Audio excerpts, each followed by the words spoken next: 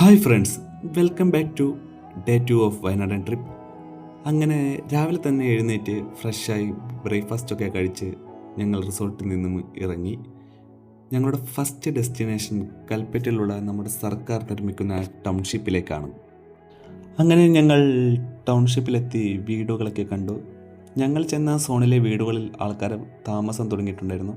അങ്ങനെ അവിടുന്ന് കുറച്ച് വിഷ്വൽസൊക്കെ എടുത്ത് ഞങ്ങൾ നേരെ ചൂരൽമലയിലേക്ക് ഞങ്ങൾ യാത്ര തുടങ്ങി. മേപ്പാടി എത്തിയപ്പോഴേക്കും തേയിലത്തോട്ടത്തിൽ നിന്ന് കുറച്ച് ഫോട്ടോസൊക്കെ എടുത്ത്. വയനാട്ടിൽ നിന്ന് ഏറ്റവും പ്രകൃതി ഭംഗിയുള്ള ഒരു റൂട്ടാണ് മേപ്പാടി 900 കണ്ടി ചൂരൽമല റോഡ്. അങ്ങനെ ആ പ്രകൃതി ഭംഗിയൊക്കെ കണ്ട് ഞങ്ങളൊരു യാത്ര മുമ്പോട്ടേക്ക്. 900 കണ്ടിയിലെ തേയിലത്തോട്ടങ്ങൾക്ക് മുകളിൽ നിൽക്കുന്ന റിസോർട്ടുകളും അതുപോലെ തന്നെ ഗ്ലാസ് ബ്രിഡ്ജൊക്കെ അടിപൊളിയായിരുന്നു. വയനാട്ടിലെ യാത്രാ ദുരിതങ്ങൾക്ക് ആശ്വാസമേകുന്ന ആനക്കമ്പോയിൽ കള്ളാടി മേപ്പാടി തുരങ്കപാതയുടെ വർക്ക് പുരോഗമിക്കുന്നതും കണ്ട് അങ്ങനെ ഞങ്ങൾ നേരെ ചൂരൽമലയിലേക്ക് എത്തി. ഒരു ജനതയുടെ ജീവിതവും സ്വപ്നങ്ങളും ഇല്ലാതായിട്ട് ഇപ്പോൾ 2 വർഷം തികയാൻ പോകുന്നു. അങ്ങനെ അവിടുത്തെ കാഴ്ചകളൊക്കെ കണ്ട് ഞങ്ങൾ അവിടെ നിന്ന് ഇറങ്ങി. ചൂരൽമലയിൽ നിന്ന് വെറും 5 കിലോമീറ്റർ അപ്പുറത്തുള്ള അട്ടമലയിലെ ടവർ വ്യൂ കാണാൻ വേണ്ടിയിട്ട് ഞങ്ങൾ യാത്ര തുടങ്ങി.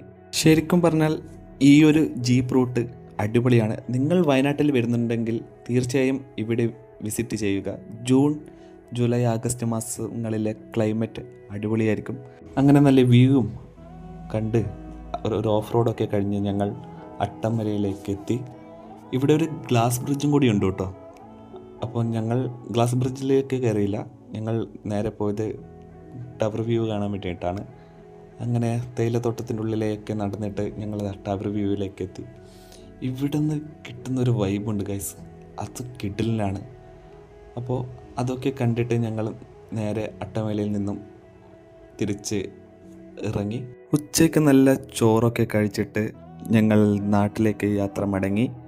വൈകിട്ടൊക്കെ ചായയൊക്കെ കുടിച്ചിട്ട് മാനന്തവാടി നെടുമ്പയിൽ ചുരം വഴി ഞങ്ങൾ നേരെ നാട്ടിലേക്ക്. പുതിയ യാത്രാവിശേഷങ്ങളുമായി വീണ്ടും വരാം. ബായ്.